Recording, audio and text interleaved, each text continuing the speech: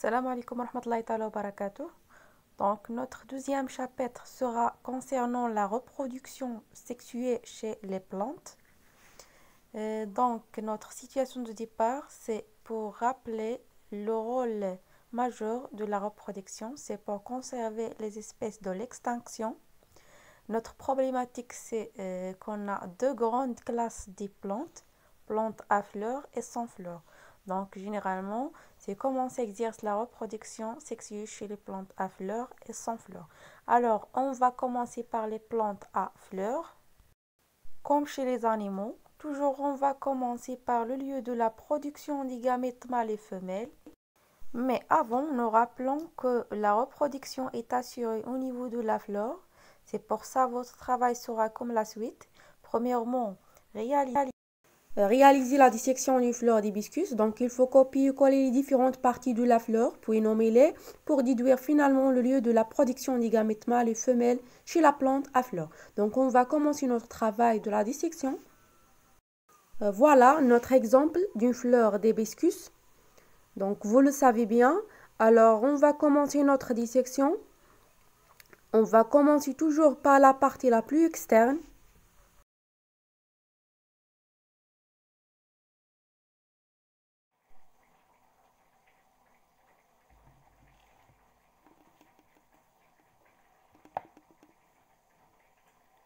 On trouve 5 pièces de couleur verte. Ce sont des sipales, ou bien en arabe sabalat. Donc, on va les découper et coller sur notre tableau. Et bien sûr, son rôle majeur, c'est la protection des organes internes.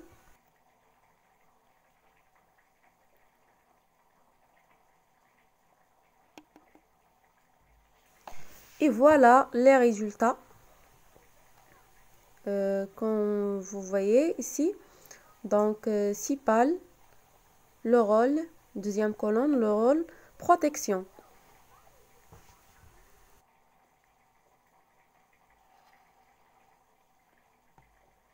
Donc, passons aux deuxième partie de la fleur.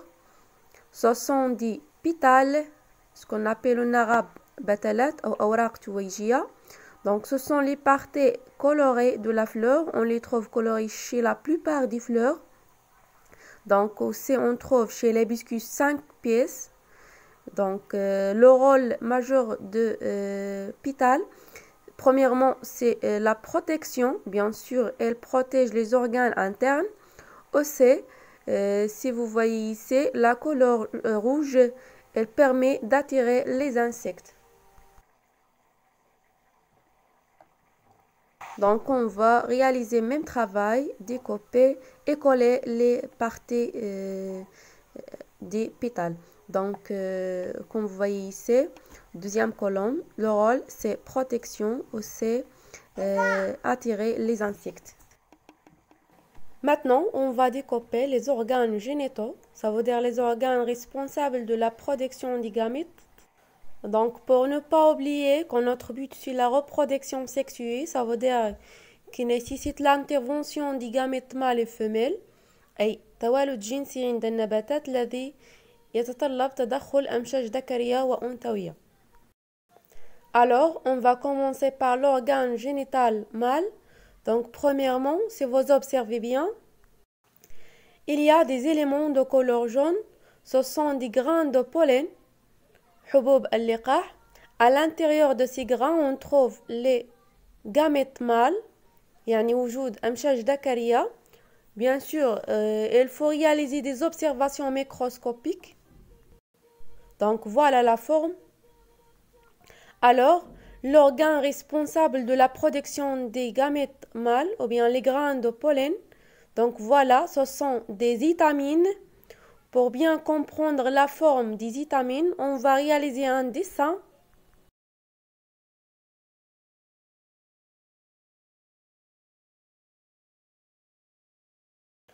Donc voilà, chaque étamine se forme de deux parties, antère, mi'bar, et filet. Donc pour l'antère, c'est un sac pollinique. Quand il devient mûr et libère après éclatement les grains de pollen.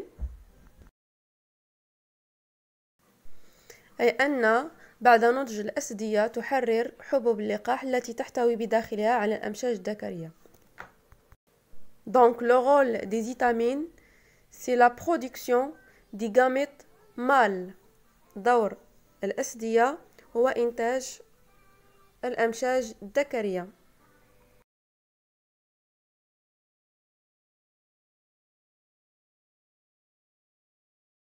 Bien sûr, on trouve plusieurs étamines chez l'hibiscus. Et finalement, on va découper la partie la plus interne. C'est l'organe génital femelle responsable de la production des gamètes femelles. Donc pour ça, il faut réaliser la dissection, comme vous voyez ici. Et voilà.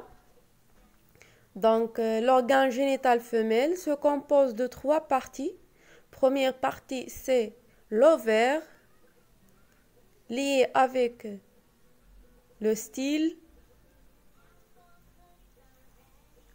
Et finalement, à l'extrémité, on trouve le stigmate. Donc, pour bien comprendre, on va réaliser un schéma explicatif.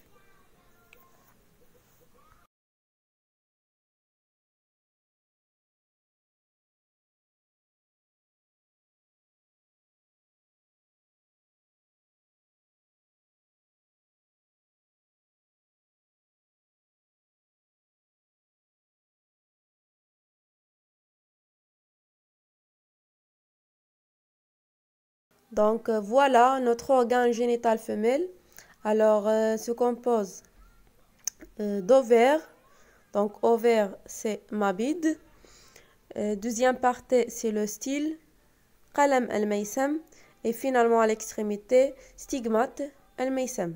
Donc, généralement, chez l'hibiscus, on trouve 5 stigmates à l'extrémité. L'ensemble forme ce qu'on appelle pistil, midaqa.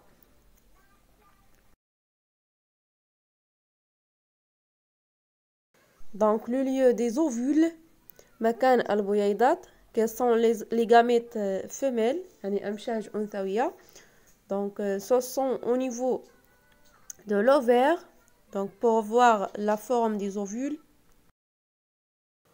on doit réaliser la dissection. Donc, il faut réaliser une coupe longitudinale ou bien une coupe transversale. C'est la même chose pour extraire les ovules.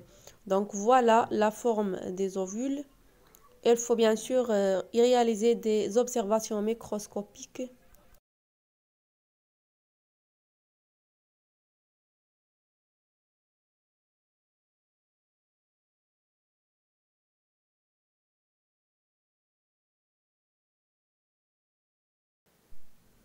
Et finalement, donc, on peut conclure que la production des ovules se fait au niveau de pistil.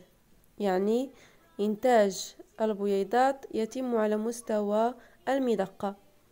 Alors, voilà notre travail, donc les résultats, comme vous le voyez ici.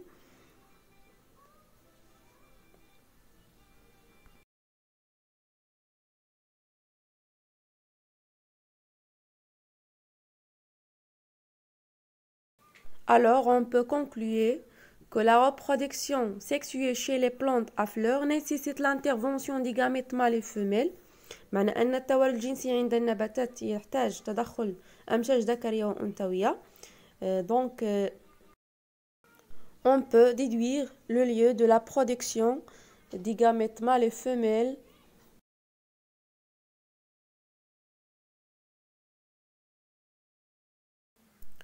Le gamète mâle est enfermé dans le grain de pollen contenu dans les sacs polliniques situés à l'extrémité libre des étamines de la fleur, alors que le gamète femelle ou bien les ovules est contenu dans l'ovaire appartenant au pistil.